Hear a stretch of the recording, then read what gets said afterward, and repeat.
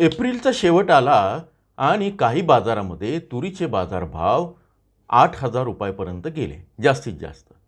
1-2 ठिकाणी तर सरासरी पण पोहोचलेले होते, विशेषतः 29-30 एप्रिलच्या वेळेस. पण आता शेतकऱ्यांना पुन्हा प्रश्न पडला आहे, की आम्ही जो साठवलेली तूर आहे किंवा अजून पुढे विकायचं जे नियोजन करतो आहे, ते संपूर्ण मे महिना किंवा मे महिन्याच्या शेवटापर्यंत तुरीचे बाजारभाव हे हमी भाव ओलांडणार का? की हमी भावापर्यंत राहणार की त्याच्यापेक्षा कमी राहणार? आपण एक नेहमीप्रमाणे सविस्तर जाणून घेणार आहोत आजच्या या व्हिडिओच्या माध्यमातून.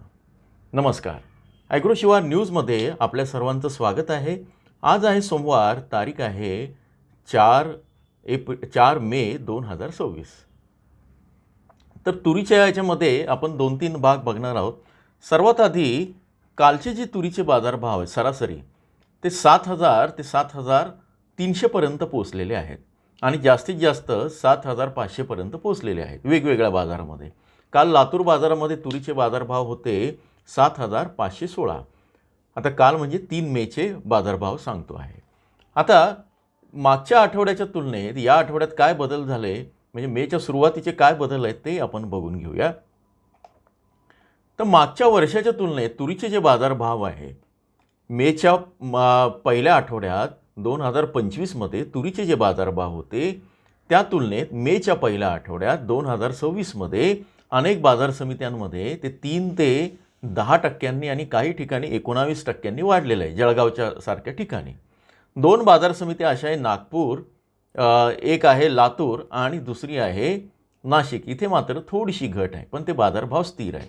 आता आपण ती तुलना काय ते बघूया आणि तुरीचे अंदाज काय ते बघूया. चॅनलला नवीन असाल तर तुम्ही तातडीनं सबस्क्राईब करून घ्या, कारण आपण नियमितपणे असे व्हिडिओ देत असतो. तूर, सोयाबीन, मका, हरभरा, कापूस आणि याच्या व्यतिरिक्त आणखी काही माहिती असेल तर ती पण आपण देणार आहोत. अहिल्यानगरमध्ये आत्ताची या आठवड्यात तूर सरासरी पोचली 7,100 पर्यंत, 9.5% वाढ आहे मागच्या वर्षीच्या तुलनेत. अकोल्यामध्ये 7,500 पर्यंत पोचली, 6.5% वाढ आहे मागच्या वर्षीच्या तुलनेत.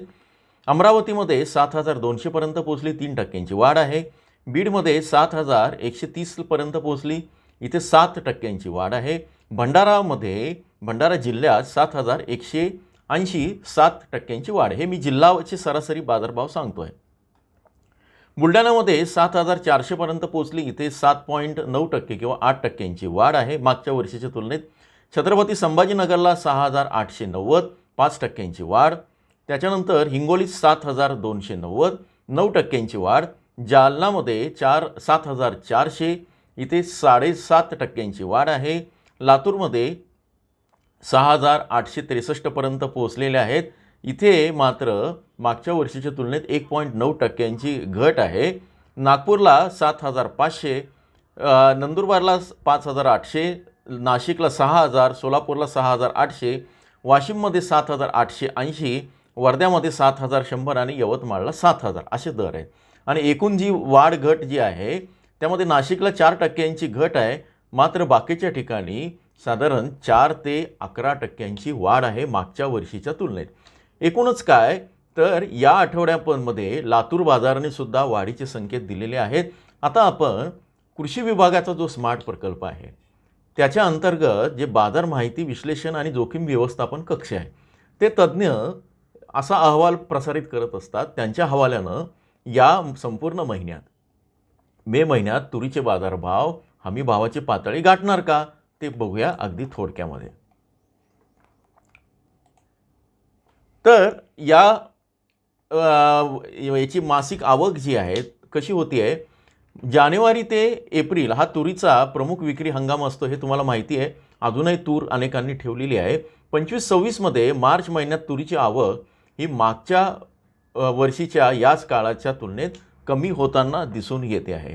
आता उत्पादन जे आहे, एकूण उत्पादनाची काय स्थिती आहे, 25-26 या वर्षात देशात तुरीचे उत्पादन 34.55 लाख टन इतके राहण्याचा अंदाज व्यक्त केला असून महाराष्ट्रात सुमारे 11.3 लाख टनांची लक्षणीय घट अपेक्षित आहे. त्यामुळे पुरवठ्यावर मोठी घट झाली तर बाजारभाव त्याच्यावरही परिणाम होतील.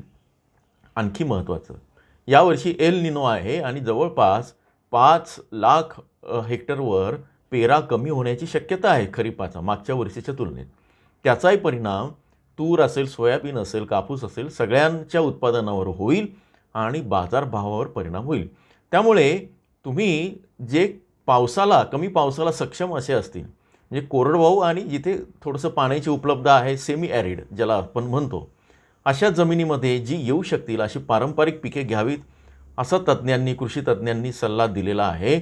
मार्केट तज्ज्ञांनी तोच अहवाल नोंदवलेला आहे.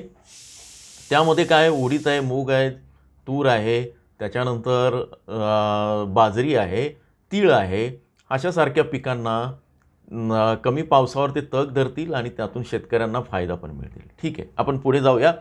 काय लागवड करायची, काय पेरायचं हा निर्णय मात्र तुमचा आहे. मी फक्त तुम्हाला तज्ज्ञांचा सल्ला सांगितला. एकूणच राज्यात जी मोठी घट अपेक्षित असताना आता आयात निर्यातीचं काय झालेलं आहे. 24-25मध्ये तुरीच्या आयातीत वाढ झाली, आयातीमध्ये वाढ झाली आणि निर्यात कमी झालेली आहे. तर आयात किती झाली आहे 12.23 लाख मेट्रिक टन आणि निर्यात झाली आहे 3.55 लाख मेट्रिक टन. पूर्ण विरोधी गणित असल्यानं जर आयात कमी केली असती तर भाव वाढण्याच्या भीतीने आयात वाढली आहे, परिणामी आपल्याला भाव कमी मिळत आहेत. आता मागच्या 3 वर्षांचे लातूर बाजारपेठेतले बाजारभाव काय होते मे महिन्याचे ते आपण समजून घेऊया. तर मे 2023मध्ये 9,000 रुपये प्रति क्विंटल होते. मे 24मध्ये 11,845 वर पोहोचले होते प्रति क्विंटल. मे 25मध्ये 6,881, 7,000 गाठले नव्हते प्रति क्विंटल असे होते. आता खरीप हंगाम 25-26साठी सरकारने जाहीर केलेली हमी भाव किंमत किंवा किमान आधारभूत किंमत ही जी आहे ती 8,000 रुपये आहे. आत्ताची जी संभाव्य बाजारभावाचं भविष्य काय राहील ते आपण बघूया.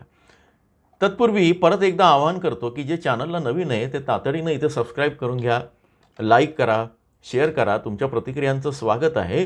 तुम्ही जेवढं जास्त सबस्क्राईब कराल किंवा जेवढं इथे याल तेव्हा मला एक प्रेरणा मिळेल की आपण शेतकऱ्यांची संख्या वाढली तर आपण रेग्युलर इथे व्हिडिओ करत राहू.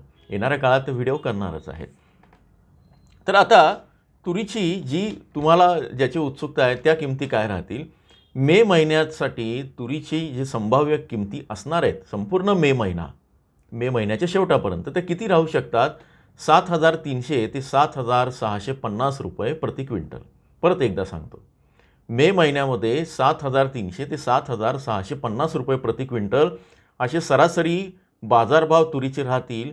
7,650 राहणं याचाच अर्थ अनेक बाजार समित्यांमध्ये 8,000च्या आसपास बाजारभाव राहू शकतात. म्हणूनच आपण हेडिंग दिलं आहे की मे महिन्यात तुरीचे बाजारभाव 8,000च्या आसपास राहू शकतात, 8,000च्या पातळीवर राहू शकतात.